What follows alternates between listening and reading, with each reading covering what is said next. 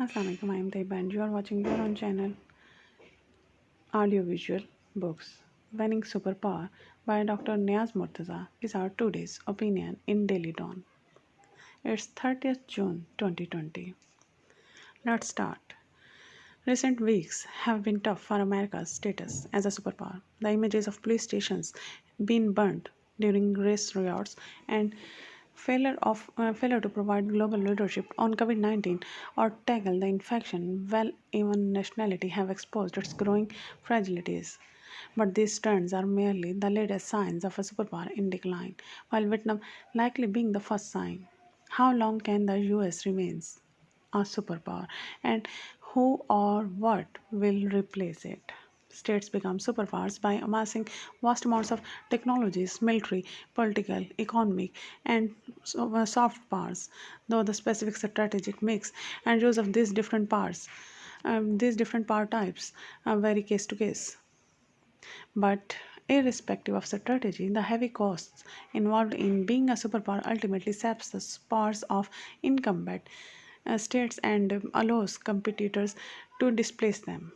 So, Britain's strategy was to use its technological power to undertake military conquests globally and acquire cheap supply of labor and resources to further enhance its economic power.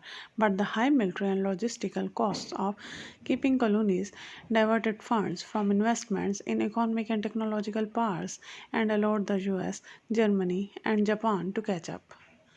The US strategy was different as it eschewed military conquests. Soft power was a key component of its strategy as it projected the false image of being a benevolent superpower willing to share the ingredients of its success with others who become part of its prescribed global order.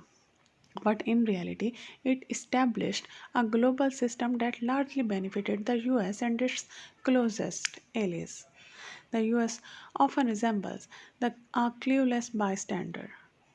The ingredients of its strategy at the level of values include the adoption of materials wealth as the main national goals, which was to be achieved via technological means, while ignoring political and environmental concerns about equity and sustainability.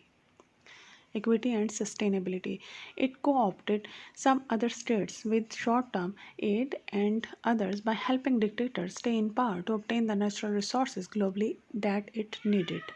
Global financial policies and institutions also did its bidding.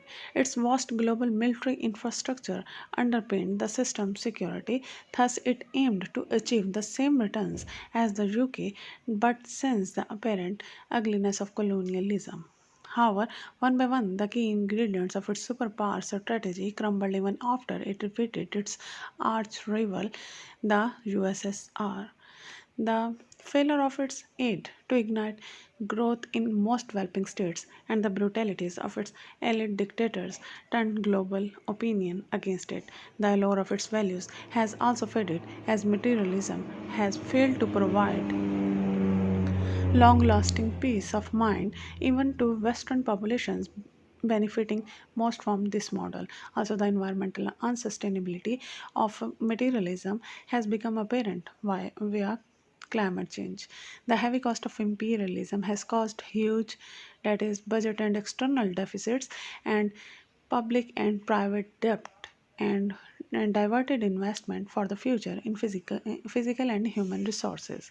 This has allowed countries like Germany, Japan, China, and China to start catching up technologically and economically. Finally, domestically, the Washington consensus on this model too has frayed as conservatives and led by President Donald Trump have become more wary of putting imperialism costs without being willing to forego its benefits.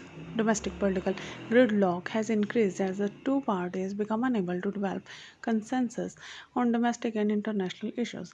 So instead of being a global leader against emerging global threats, the US often resembles a clueless bystander and even an active obstructionist, for example, on climate change. Its dominant ideology based on materialism and raw power increasingly look irrelevant.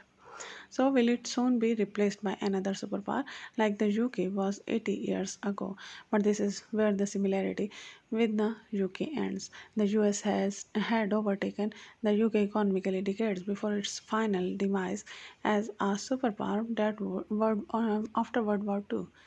China is still decades behind the US.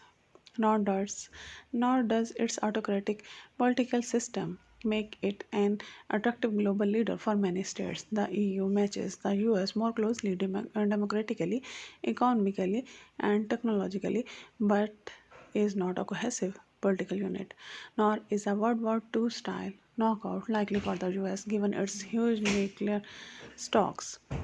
Thus, the US will likely keep getting weaker and increasingly unable to play the role of a global leader, but have no other state able to replace it. Even as global problems increase, the world will remain rudderless. The best solution would be the emergence of a genuinely democratic global order, not dependent on one state's leadership. But not only the US, even China, India, Russia, etc., will oppose it. Thus, the world seems headed for decades of turbulence due to a lack of cohesive global order. The writer is a fellow with UC Berkeley and heads Inspiring Pakistan, a progressive policy unit. Murtaza Niaz at the rate yahoo.com. Twitter Niaz Murtaza 2. Published in Dawn, June 30th, 2020. Please like and subscribe to listen daily editorials, opinions, columns in Urdu and many Urdu, Punjabi, English books, that is audiobooks. Thank you very much.